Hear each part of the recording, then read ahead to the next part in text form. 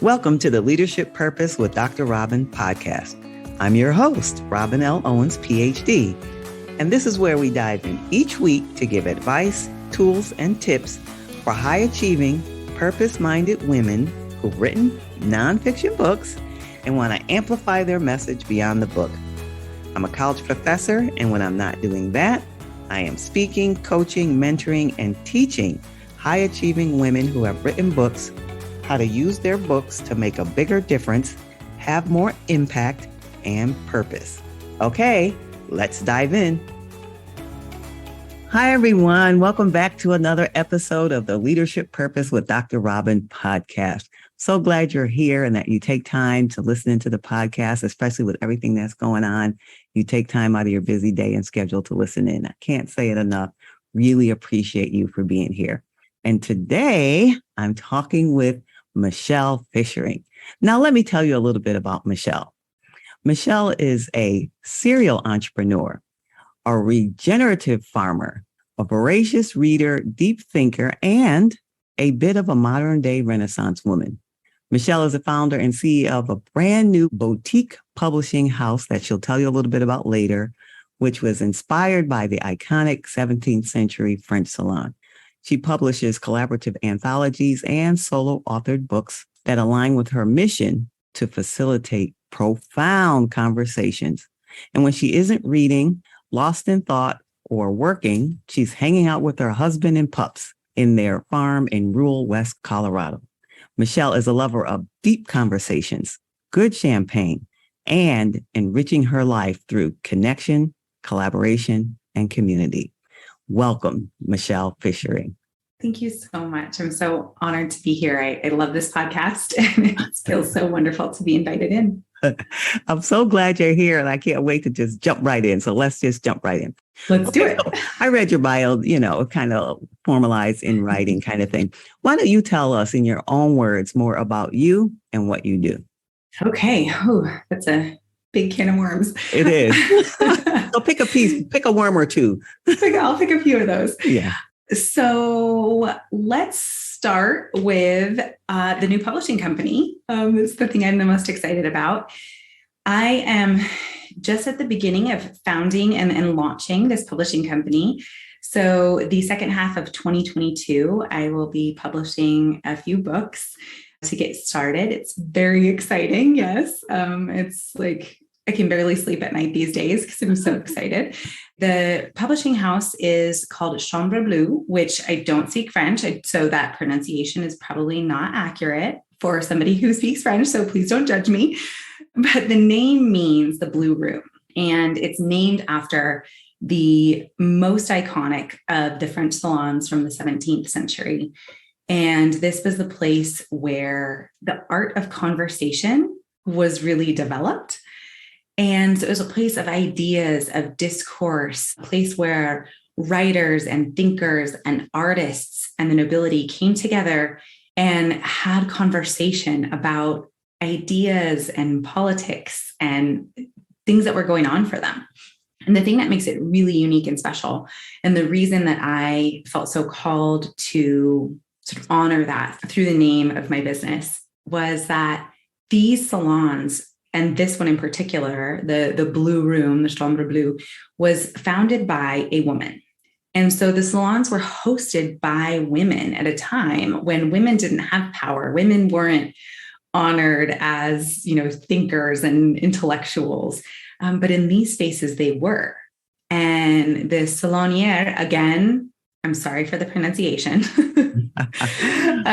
She was basically the hostess of these meaningful experiences. She curated these experiences. She invited people into her space to have these beautiful conversations.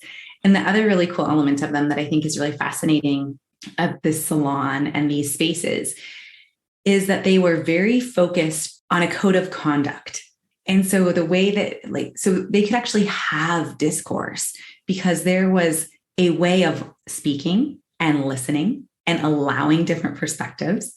And it was in reaction against some of the frivolity of court life. So these people who were sort of tired of the dressing up and the rumors and the gossip and all of the stuff of a life at, at the royal court, they found an intellectual haven in life at the salon. And so really, I've always admired and been in awe of these women who curated these spaces and these opportunities for these really deep and big and important conversations to take place. And that's what I've always been drawn to do. And this publishing house is really a culmination of that for me. That's wonderful. Wonderful. It sounds so exciting. Yeah. I'm so excited about it. I think there's so many amazing things. I mean, I literally have pages upon pages of ideas and things I want to create and people I want to connect with through this space and ideas I want to explore and conversations to foster. I have big visions for taking this beyond just publishing books into lots of other things. I'll rein myself in there from going down that rabbit hole. But one of the really exciting things is that so the 3 books that I'm going to publish in 2022 are collaborative anthologies. I'll also be publishing solo authored, like individual authored books beginning in 2023.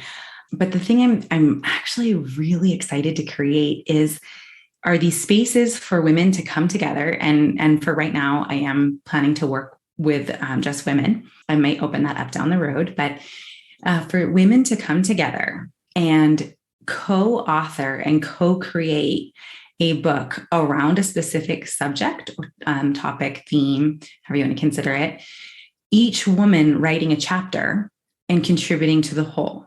And the experience of creating these books is going to be so just magnificent. I'm so excited about it.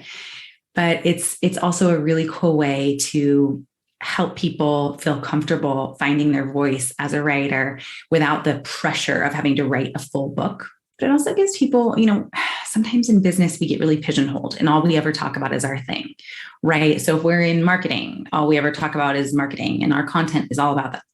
Or if we're in, an operations person, like that's what we do and that's all we talk about. And we talk about systems but it's so easy to forget that we're a whole person. Yes. And that perhaps there's parts of our story or there's things that we can share that maybe do not directly correlate to the actual work that we do, but that make us a whole person. And as you know, like people want to work with, it's more about the person, right? It's like there's lots of people with the same skill set or a close skill set. But when you resonate with somebody for deeper reasons, that's when it's, one of those soul connections where you're just like, I have to work with this person.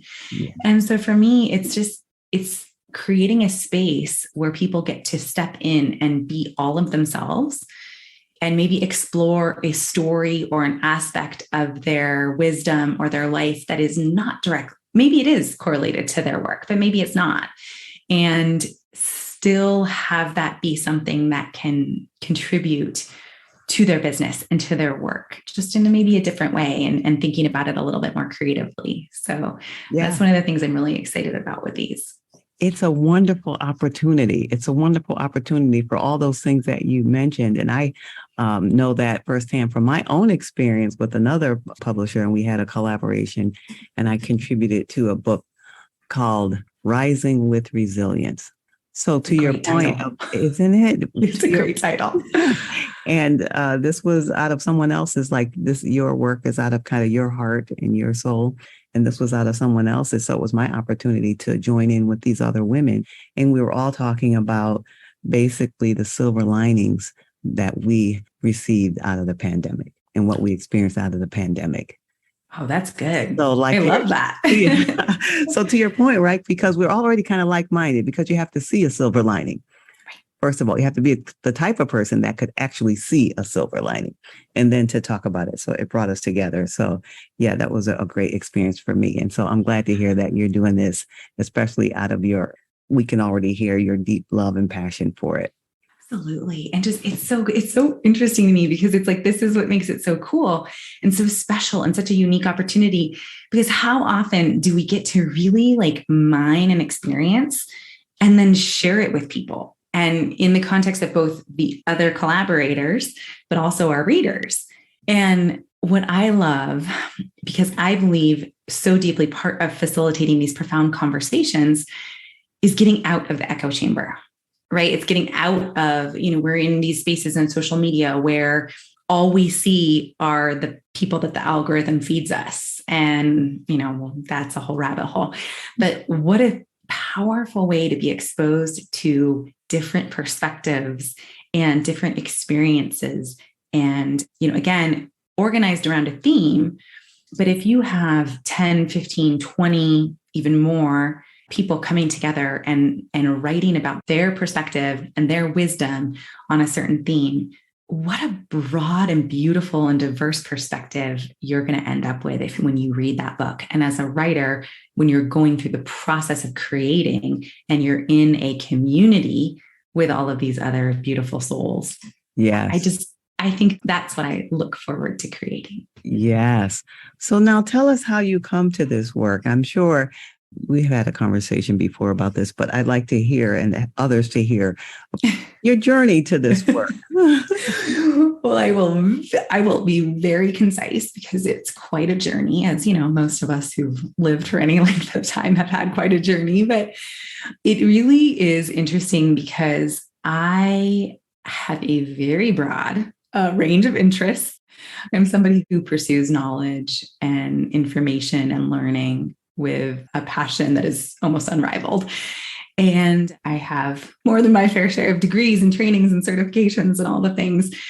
And it always felt a little like that little bit out of step, right? I don't really fit in the creative community. I don't really fit in this, because, in the business community because of the creativity, and I don't fit clearly into any bucket. And that always felt like I had to keep those different parts of myself like very segregated. Like in this community, I have to be this person. And in this community, I have to be this person because that's what's respected. I have a Master of Fine Arts in Creative Writing. It's a terminal degree. It's the highest degree that you can get in the creative fields, right? So it's no small thing. And in my LinkedIn profile, it says Michelle Fishering, MFA. I worked really hard for that. It's paid a lot of money for that. I earned it. Yes. And I'm proud of it. Yes. And earlier this year, in about January, this gentleman reached out to me, and he owns a consulting business, and he works with consultants, helping them build their consulting businesses. Very meta there. But anyway, so he reached out to me. He wanted me to be on this podcast. And we were going to have an intro call to see if, to talk about being on his podcast. And the very first thing he said to me was, "Oh, MFA. Huh. A lot of people are going to judge you for that." And I was like, what? like what? He's like, "Oh, no, not me, but a lot of people are going to judge you for that." Okay. Well, anyway, so just a demonstration of how I've always felt like I had to keep all these pieces separate, and I wasn't allowed to bring my whole self in any space. And the thing is, I've always working in publishing. I never even imagined I could have my own publishing company. But when I was younger, working in publishing was a dream. But for lots of reasons, I didn't think that it was something that was possible for me. So I moved on. And what I have come to find is that this publishing house is truly a manifestation of all of my sort of, my soft skills, those innate talents, those things that make me me, paired with, over 15 years worth of experience, career experience, work experience, formal training, education. So I have my Master of Fine Arts in Creative Writing. I have a certification as a book coach. I worked as a book coach for a few years, helping people actually write their books. And I don't just love books. I do. I love books. I'm a voracious reader. I love books, but I also get books. I get how they work. I get how to put them together. I understand what makes a book work, what makes a book not work, how to talk to writers, how to work with writers, how to bring out sort of the best and the ideas, and how to help them curate and mine an idea into something bigger and even better and more juicy and more rich. So I have that is huge. But then on the other side, I also spent 15 years running operations in the luxury fine wine industry. So details, schedules, project management, just getting things done. It's in my DNA. It's who I am. And the other piece of that, which is really important to me in terms of the experience that people who work with me will have, is that I also, again, it's the luxury fine wine industry. This is a white glove level of service. There is a standard of excellence that is like written in the core of my soul that I cannot undo. And so when I talk about having a luxury boutique publishing house, it truly is a manifestation of those kinds of experiences, not some like slapdash, it's very important to me that piece of it is always maintained. That excellence is always maintained. And so I get to bring that logical, analytical, business-minded, the operations, detail-minded person, and I get to bring the creative idea, the ideas and the loving of books and all of the things and my strategy and everything. And I get to bring it all together and create this beautiful thing where I get to help people live their dream of becoming a published author. Yes. Yes. And I get to put books into the world that foster conversation and that readers will read and love. Yes. Clearly very excited. And you mentioned, you just kind of casually mentioned in there that you were in the luxury wine business. I mean, I'm thinking that would be interesting to hear from some people. Would just say, wait, did she just say luxury wine? Yeah, I was with you. I'm with you. I get you. You with the books and the publishing, but wait. So for those who might not know much about the whole industry, or just share us a little bit about your experience with it, any part of it. Yeah. So I love wine, honestly, for lots of the same reasons I love books.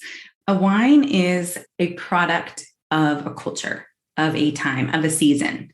And so a bottle of wine can tell you so much about where it was made, when it was made, who it was made by. I'll stop myself from going down that rabbit hole, but this is what I love about wine. And so when I was, after I graduated from undergrad, I pursued a postgraduate degree in viticulture, so grape growing, and an enology, which is the chemistry of winemaking. So I told you I have a lot of random degrees. And there's my science, like the science and the chemistry, which I love, I don't fit into any of the boxes. And so I pursued that, got that degree. And then I moved to Napa Valley because I knew that if I could spend a few years working at that level, I could go anywhere into a lesser known wine region and have, double the amount of experience. And I was lucky enough to find a position, several of them over time, but with these, with people who had made a lot of money in other industries and then came into the wine business because they wanted, this kind of legacy project. They wanted to have a winery with their name on and a wine, label with their name on it. And in every instance, it came in the door with working one-on-one with these 7 and 8 figure founders, making it happen, bringing that vision to life. What do we need to do? Figure it out, make it happen, and these are brands, these are $300, $400 per bottle. They're sold by release only during a launch once a year, during an offering once a year. It's very high end, very luxury, very white glove level of service, which really fits who I am. So that, because that standard is, again, just part of who I am. And I was blessed to find positions where that was fostered and encouraged and that aligned with those values. And so, over time, this is different roles, different positions, but ultimately I was the director of operations in this space for quite a period of time. Moved back home to Colorado, continued doing that, working remotely for a few years. My husband and I have a few properties here in Western Colorado, and there's a big orchard and vineyard area here where we live. And we are developing a vineyard here. And we have about 4 acres of Chardonnay that in the property that we purchased, but we're actually planting next year. We'll be planting a bunch of different varieties, doing kind of test plots. and playing around with what works, what makes sense. Congratulations. Yeah, thank you. Yeah. So there's a lot of irons in the fire over here, but that's the wine business. Yeah, it's very exciting and it's fun. There's something about being able to bring something out of, what makes wine so spectacular is it's this product of nature. And as a winemaker, it's really, my husband and I both have a much more like old world French, Italian, Spanish mindset around winemaking. Like there's no word for winemaker in French. There's no word because they don't believe that there's a person who makes it. It's much more about, it comes from the grapes and your sole role is to facilitate the expression. And so we very much believe in that. And so this is where then these two worlds kind of come back together, because there is nothing like opening a really good bottle of wine. It doesn't have to be expensive, but a really good bottle of wine and talking about it and savoring it while a beautiful conversation unfolds with strangers, with friends, with loved ones. Like that is, to me, it's such an important part of the whole experience that you get to, and maybe there's like a beautiful cheese and charcuterie board there with you, but it's like you just have this beautiful experience that fosters conversation that leads you to just want to sit and savor an experience like that. So it all comes together eventually. Yes, it does. It does. I could see that very clearly. Now, I mean, you just touched on some of the things. I'm sure you have so much more in your history and in your journey of life and work. But from those that you talked about already, or from others, what would you say to a listener who happens to be a high-achieving woman who has written a book and just kind of thinking about getting her own message out there beyond the book in some way or form? Just any piece of advice, any wisdom for her in her professional life, personal life, tips on wine from any area of your life. All right. Tips on wine, invest in some good champagne. Okay. Got that one out of the way. Okay. So I think I have, just as you were saying that, I was like, oh, and I'm going to like loop it all back in together. I'm very proud of myself for this. Sometimes my thoughts are like out in left field, but this is a really good one. So whether you've already written the book or you are approaching the writing process and you're thinking about it or developing, this can happen at any point along the road. Really dig into where your book sits in the conversation. So I'm like bringing it back to conversation. So, your book has a perspective, and I mean, hopefully it is of your perspective, because hopefully you created it in authenticity and all that, but your book has a perspective, and it's going to imagine it sitting on a shelf in conversation with other books. Where does your book add to the conversation? Where does it pivot the conversation? What is your book contributing to the conversation in whatever way that looks like? And, again, some people are going to be taking a conversation and taking it further or deeper. Somebody else another book might be taking something and taking it wider, a conversation, and make it. Another book might be taking a conversation and turning it on its head and saying, actually, this is kind of the conventional, this is the conversation everybody else is having. And here I am with like, ooh, out of left field. This is this is how I think of it. And I just think it's such an important way of considering what message you're bringing, how your book can serve people, and really like how you can evolve from one book into other books, into further thought leadership, into all these other areas, is really starting by considering where your book stands, like where in the conversation. Yes. Where in the conversation? Yes. You have me thinking about my own books. Where do they fall in the conversation? Oh, I love that. I'm glad to have sparked something for you. You did. Okay, just a couple more questions. I could talk to you all day, and we've had this conversation before about how we just get into it and just We keep totally going. could. Well, let's tie in the purpose piece because the podcast is leadership purpose. So, what's your thinking about having a sense of purpose in work? Is it important? Is it not? Why or why not? I mean, it's essential. I think that for actually a long time, I used to say that I think that's the thing that's missing for a lot of my contemporaries, for a lot of people, I'll say for millennials, I'm not like the advanced age of millennial, but I'll lump us all together, possibly for other generations as well. But I feel like that's something that seems to become very clear as people get a little older, that it is like, that's what people crave. It's really not even, people think it's freedom. People think it's lots of things. They think it's money. They think it's success. They think it's freedom. I think purpose is really what we're all looking for. And fulfillment of that purpose is when we're like, God, isn't there more? There has to be more in life. I think it's a craving for the fulfillment of purpose. And I think that I'm going to take a small tangent. I think that understanding the purpose of your book is a tangential to this idea of understanding where it is in conversation, right? What's your purpose? That's what's going to fuel you as you go through all of the, all of the stages of development and the writing, and which can sometimes, when you're writing an entire book, can be a slog. I mean, it's a lot of work. And what fuels you to keep going is understanding what that purpose is and why are you taking this on? Because you don't have to. No one's making you write this book.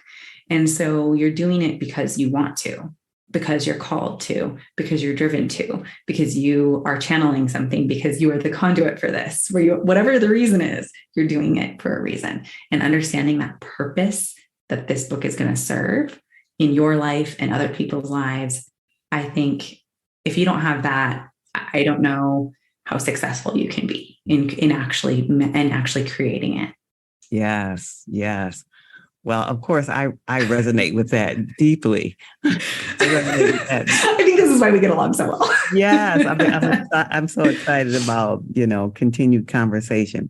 But for now, as we're ending up this conversation, is there anything that you wanted to talk about that I haven't asked you? Is there something that popped in your mind while we were talking? One more thing I want to say, or not? I mean, you might not want to open the door to that. Okay. No, I feel like at this point I could either go on for another 2 hours, or I feel pretty good. I feel like we've had a good conversation. Yeah, I think so too. And I like leaving it at purpose, the last thought about purpose. Yeah. Now, I'm sure people are listening saying, okay, Michelle, you don't want to go on for another 2 hours, but we want to hear more. So where can they be in touch with you? At this moment, the best place is going to be through Instagram. It's at Michelle Fishering, which I'm sure you're going to put in some show notes, but just for anybody who's trying to get it right now, it's Michelle. And then Fishering is FISH, like a fish, ERING. So that's the best place. Come over there and please shoot me a DM. Let me know what you took away from this, what you liked, what you didn't like. If I said something that you just thought was out there, again, to me, conversation isn't always about agreeing and isn't always about having the same perspective. So please just don't correct my French. I know that. Well, we're just acknowledging that we know that I need to learn how to speak French. So thank you, Michelle, for being here and sharing your wisdom and your experience, your passion and your heart. So appreciate you for taking the time out and being with us. Well, and thank you so much for having me. This is such a beautiful space. And I'm, again, really honored to have been invited into this space. So glad we did it. And everyone, you can contact Michelle at IG, as she said, and it will be in the show notes for you. And if you want to know more about me or be in touch with me, you can head on over to my website, robinlowens.com, or I'd love to hear from you on social media, Robin L. Owens, PhD, at Robin L. Owens, PhD. And if you're someone who has a book and you're wanting to spread your message even further and deeper by turning your book into a course, head on over to my free training at createmasterfulcourses.com, createmasterfulcourses.com. And all that will be in the show notes. And until next time, this is Dr. Robin. Thank you for tuning in to this episode of the Leadership Purpose with Dr. Robin podcast. If you enjoyed it, head on over and rate and subscribe so you never miss an episode. New episodes drop every week, and I can't wait to hang out with you again soon. Meanwhile, this is Dr. Robin signing off. See you next time.